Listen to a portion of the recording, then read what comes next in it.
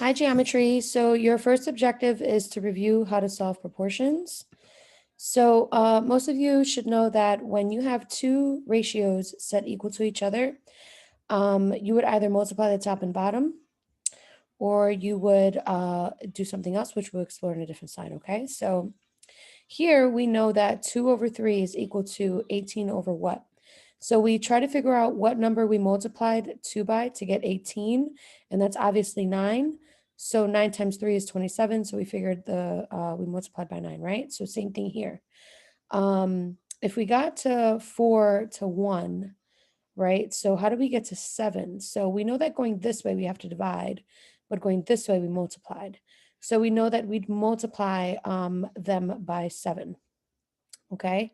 It looks like the top and bottom multiplied, so you can multiply the top by 7, and you'll get 28 and 7, okay? You can also like divide going backwards, but we're not going to focus on that, right? So what do we do when these methods don't work?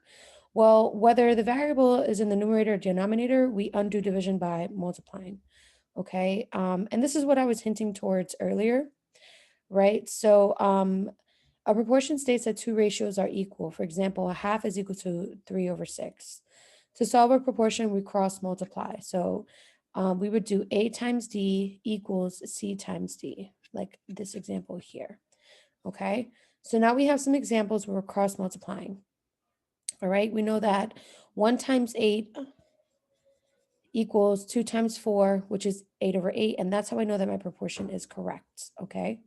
And the same thing applies here. We have 5 times 6 equals 3 times 10, and 30 equals 30, which means that my ratios are correct. My proportions, my ratios, same thing, okay? So solve and round to the nearest 10th, same thing, guys. You cross multiply. So 5 times 7 equals 9 times A, 9A equals 35. To get the A alone, I'm doing the inverse. I get A equals 3.9. And the same exact jazz over here, okay? You're following the same exact steps. So then you have one practice problem. You have the example in the previous slide, so just make sure that you follow that, which brings us to the second objective, all right? If you need any help, please make sure you stop by office hours.